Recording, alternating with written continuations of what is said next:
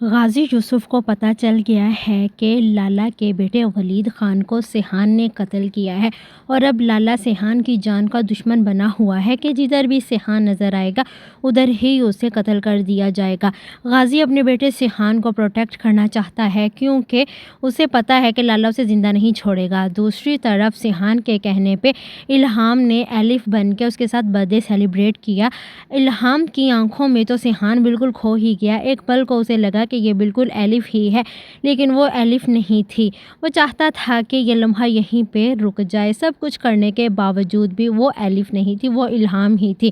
یہ سب سن کے الہام کو بہت دکھ ہوتا ہے کیونکہ اب الہام بھی سیحان کو پسند کرنے لگی ہے، اسے اس سے پیار ہو گیا ہے۔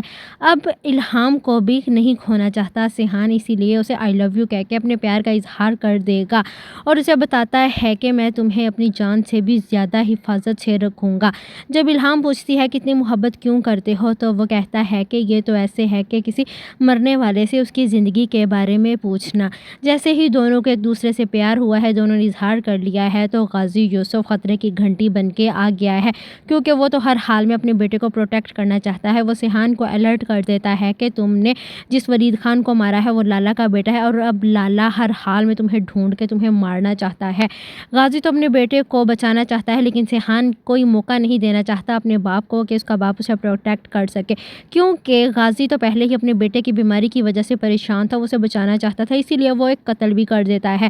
لیکن اب جب لالا اس کی جان کا دشمن بنا ہوا ہے اور سیحان اپنے باپ کو اس چیز کی اجازت نہیں دے رہا کہ وہ اس کی حفاظت کرے، اور دوسری طرف جیسے ہی وہ الہام کے قریب ہوتا ہے، اسے اپنے پیار کا اظہار کر لیتا ہے، تو اب سیحان کی اپنی جان کی لالے پڑ گئے ہیں کیونکہ لالا تو سیحان کے پیچھے ہاتھ دھو کے پڑ گیا ہے۔ وہ اپنے بیٹے کا قتل کبھی بھی معاف نہیں کرے گا۔